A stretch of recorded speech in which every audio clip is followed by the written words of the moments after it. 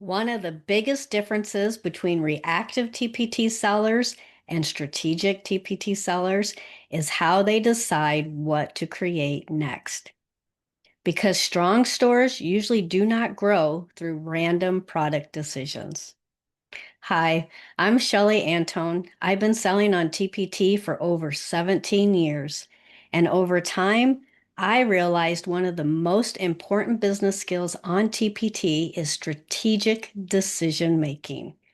Because eventually, you stop needing more ideas and start needing better decisions.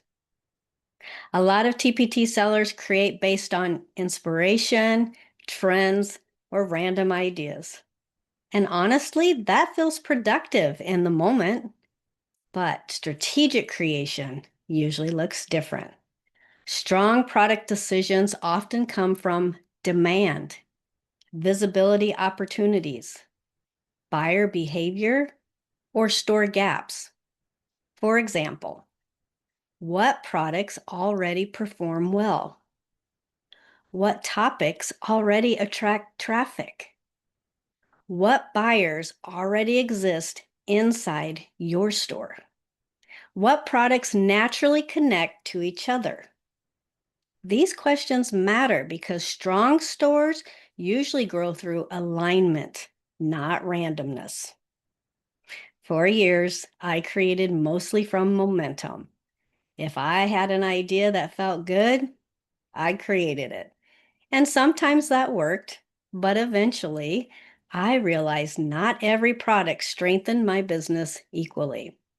Some products created leverage, others simply added more complexity. That shift completely changed how I approached creation. One of the biggest mindset shifts for TPT sellers is realizing the goal is not simply to create more. The goal is to create more strategically.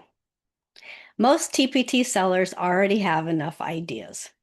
What they need is a clearer system for deciding which ideas actually support growth. If you want help identifying what is currently limiting your TPT growth, use the free TPT Growth Constraint Finder found below. It will help you pinpoint the constraint in your store so you can make clearer growth decisions. And in the next video, I'm going to explain why product ideas alone do not create long-term growth on TPT. I will see you in the next video.